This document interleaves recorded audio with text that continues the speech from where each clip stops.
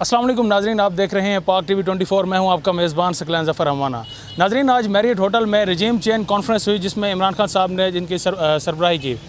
आज मेरे साथ इस वक्त एक यंग जर्नलिस्ट मौजूद हैं, उनसे इनका मौक़िफ़ लेंगे कि रजीम चेंज में कितनी एक साजिश हुई और इनको क्या लगता है कि वाकई, क्योंकि न्यूट्रल्स का इस वक्त जो बयानी है वो कह रहे हैं कि साजिश नहीं हुई। इनका मौक़िफ़ जानते हैं।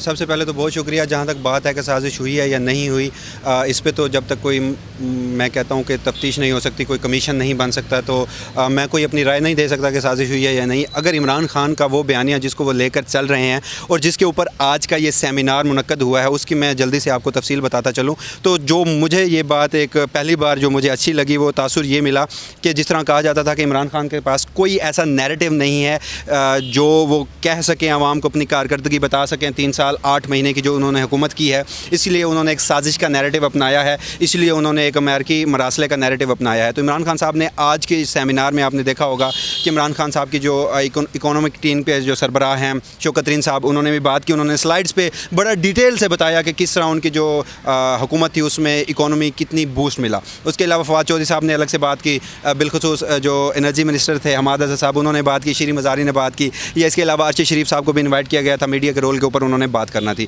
अब जहाँ तक मुझे ये लगता है, अगर मैं अपनी राय दूँ आज के इस सेमिनार को जहन में रखते हुए, तो मुझे ये लगता है कि इमरान खान ने एक बार फिर से फ्रंट फुट पर आकर खेलने का फ़ैसला कर लिया, क्योंकि 3-4 रोज़ से खबरें आ रही थी और ख़बरें ये थी कि जो न्यूट्रल्स हैं या जो मुक़तदरा हैं, उन्होंने ये इमरान खान साहब के पास पिछले एतवार का जो इन्होंने कौम के सामने एक एहतजाज के लिए बुलाया था, कॉल दी थी, तो उसके ऊपर बहुत ज़्यादा प्रेशर था। इन्फॉर्मेशन की बुनियाद पर कह रहा हूँ कि प्रेशर था कि आप अमरीकी मरासले से पीछे हट जाएँ, साजिश से पीछे हट जाएँ और कोई और नैरेटिव अपनाएँ। तो उस दिन तो इमरान खान साहब ने इसके ऊपर बात की, मगर आज इमरान खान साहब ने ये वाज़ेह पैगाम दिया है कि वो किसी सूरत भी इस नैरेटिव से पीछे नहीं हटेंगे और उन्होंने फ्रंट फुट पर आकर खेलने का फ़ैसला किया है। आज के जो मैं यहाँ कहूँगा कि आज के जितने भी यहाँ पर मुकर्रर थे और उन्होंने जो बातें की, जो इंकशाफात किए, मुल्क की सियासत के 3 से 4 अगले महीने इन्हीं के गिर्द घूमेंगे और ये देखना होगा कि आइंदा आने वाले रोज़ में ये लोग और कितना बोलते हैं। क्योंकि आपने देखा होगा कि फवाद चौधरी साहब ने भी इशारतन बहुत कुछ बता दिया और उन्होंने ये भी कहा कि फ़िलहाल कोई ऐसी बातें जो नहीं बतानी। इमरान खान साहब ने भी आज पहली बार आके कहा, आपको पता है कि जब उन्होंने खिताब का इख्तिताम किया तो उन्होंने एक बात कही और उन्होंने कहा कि मैं अपने न्यूट्रल से ये सवाल पूछता हूँ कि जब घर पे चोरों ने हमला किया हो तो चौकीदार न्यूट्रल रह सकता है या नहीं रह सकता। तो इस तरह की बातें। और उसके अलावा जो मेरे लिए सबसे अहम बात थी, जिस सवाल को एड्रेस करना चाहिए बहसियत पाकिस्तानी, बहसियत सहाफ़ी, मैं ये समझता हूँ कि जिस तरह ISPR ने पिछले अपना माजी करीब में देख लें कि जिस तरह सियासतदानों के कुछ जो कमेंट्स थे उसको रिस्पॉन्ड किया है, तो यहाँ पर एक बहुत बड़ा एलिगेशन लगाया जाता है और वो एलिगेशन ये लगाया जाता है, इमरान खान बारहा अपनी तकारीर में या उनकी जो सियासी टीम है वो अपनी तकारीर में ये कह चुकी है कि रूस जाने का फ़ैसला तो इमरान खान साहब का ज़ाती नहीं था। यहाँ पर हमने जो रिटायर्ड जो एम्बेसडर से उनसे अलग मुलाकातें की, जो आपकी मिलिट्री इस्टेब्लिशमेंट है, मक़तदरा है, उससे अलग मुलाकातें की और उन्हें ऑन बोर्ड लिया। इमरान खान साहब ये अपनी तकरीरों में इस हद तक कह चुके हैं कि जिस दिन मैंने जाना था उस दिन सुबह वो मैंने कॉल की, मेरी बात हुई और उसके बाद मैंने एक कंसेंसस से रूस गया। लेकिन उस मरासले में वो कहते हैं कि ये लिखा गया है कि अमरीकन्स को बताया गया, अमरीकियों को बताया गया कि जनाब इमरान खान का रूस जाने का फ़ैसला सिंगल हैंडेड था, मतलब वो यहाँ पर किसी के कंसेंसस से नहीं गए। तो अगर ऐसा है तो इसके ऊपर भी ISPR को वजाहत देनी चाहिए। और मेरे लिए एक सबसे बड़ी बात, अहम बात ये थी कि अर्शी शरीफ साहब ने जहाँ बहुत सारी बातें की, वहाँ एक और बात भी कह गए कि इमरान खान के ख़िलाफ़ इनको करप्शन का कोई केस नहीं मिला, जिसकी वजह से उनके ऊपर मॉरली अटैक किया जाता है। कभी उनके जो करीबी हैं उनका नाम लेकर, खातून अव्वल के नाम लेकर कीचड़ उछाला जाता है। उन्होंने एक और बात की, उन्होंने कहा कि मुझे कहा गया कि तुम जर्नलिस्टिक स्टोरीज़ अच्छी करते हो, तुम एक अच्छे सहाफ़ी हो, लिहाजा इमरान खान के ऊपर करप्शन का कोई केस निकालो। अर्शी शरीफ साहब ने तो नहीं बताया, लेकिन इस कौम को तो पता चलना चाहिए, चाहे वो इमरान खान बताएं चाहे कोई बताए, कि वो कौन था जो सहाफ़ियों को ये कह रहा है कि इमरान खान के ऊपर करप्शन की स्टोरीज़ निकालो, कोई इस तरह के केसेस बनाओ। तो ये चंद अहम बातें थी। मुझे लगता है कि इमरान खान साहब ने तबले जंग बजा दिया है।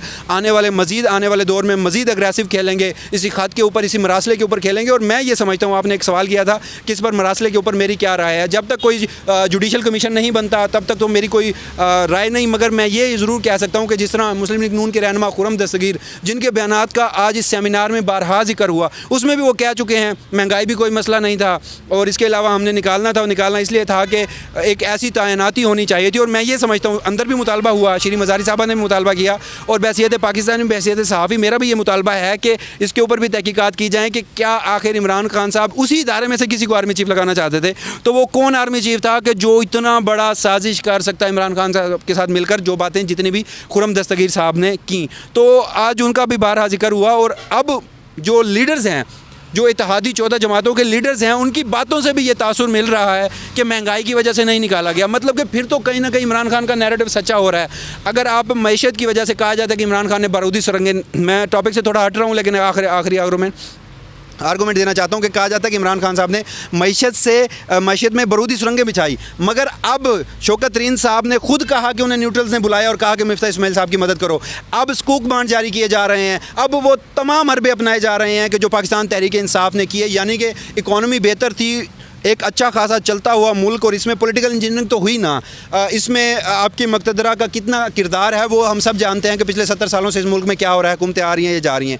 मगर अब यहाँ पर जो इंकशाफात हुए हैं उनके ऊपर तहकीकात होनी चाहिए। सिंपल है, एक जुडिशल कमीशन ही बन जाए, उसके ऊपर जो भी इदारे अपना इनपुट दे दें।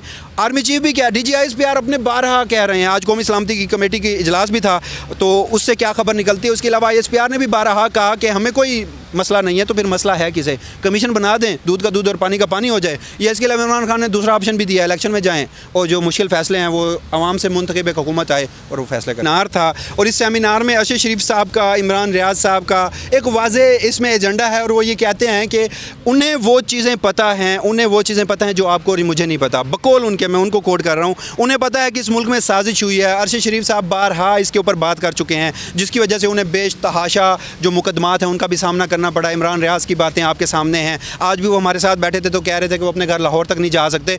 तो अगर एक बंदा समझता है और वो अपने एविडेंस के साथ बात कर रहा है, दलील के साथ बात कर रहा है, सहाफ़ी का काम होता है दलाइल के साथ बात करना। ये किसी सियासी जमात की कॉन्फ्रेंस नहीं थी, ये रजीम चेंज ऑपरेशन उसका एक नाम था, उसके ऊपर एक सहाफ़ी का बोलना मेरे लिए कोई इसमें उचंबे की बात नहीं है। हाँ, बात यह है कि अरशद शरीफ अगर कोई गलत बात कह रहे हैं तो उसे काउंटर करें। अरशद शरीफ कोई गलत इल्ज़ामात लगा रहे हैं, हुकूमत सामने लाए। अरशद शरीफ ने आज एक बात कही कि बादशाह क्रेडिट लेने की कोशिश की, उन्होंने फैट अफ़े को बात की कि इमरान खान और जो हमाद अज़हर हैं वो मेहनत कर कर थक गए, और एंड में जो बादशाह साहब हैं उन्होंने कहा कि सारी आपको पता है उनका इशारा किसकी तरफ था, देग वो फैट अफ़ की देग, एक ही देग के मैं अक्सर कह रहा हूँ कि कभी वो पीपल्स पार्टी लेने की कोशिश करती है, कभी वो देग पिंडी पहुँचाई जाती है, कभी वो देग मुस्लिम लीग नून लेती है। तो बात यह है कि अगर अरशद शरीफ ने कोई गलत बात की या गलत इल्ज़ाम लगाए तो उसका जवाब दें। उसके अलावा अगर अरशद शरीफ मंतक से दलाल दे रहे हैं और आपके पास उसका जवाब नहीं है और उसके बाद आप उनके ऊपर FIR कराएं, तो मेरा ख्याल है कि ये नामुनासिब है और ऐसा नहीं चलेगा। लेकिन सोशल मीडिया का ज़माना है, सारी चीज़ें सामने आ जाती हैं।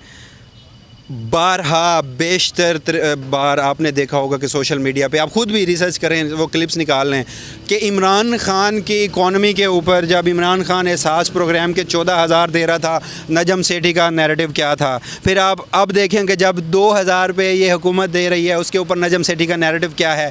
ये इसके अलावा मैं आपको ऐसी 100 मिसालें दे सकता हूँ कि जितने भी ये कहा जाता था ना कि ये जितने भी इनकलाबी सहाफ़ी हैं इनका इनकलाब अब कहाँ है। बेसिकली मैं इन्हें कहता हूँ कि ये सहाफ़ती बदरुए हैं जो आले शरीफिया और आले ज़रदारी के घरों के गिर तो घूमती रहती हैं, मगर हक़ाइक़ से, बदकिस्मती से हक़ाइक़ से इनका दूर दूर तक ताल्लुक़ नहीं है। कॉन्फ्लिक्ट ऑफ इंटरेस्ट ही इतना है इनका कि इमरान खान साहब के दौर की और आज की दौर की रिपोर्टिंग देखें तो खुला तज़ाद नज़र आता है। और अगर इस पर आवाम बोल रही है तो मेरा ख्याल है कि इस मुल्क के जो असल वारिस आवाम हैं और अगर वो बोल रहे हैं तो उनकी बात को वर्त देनी चाहिए।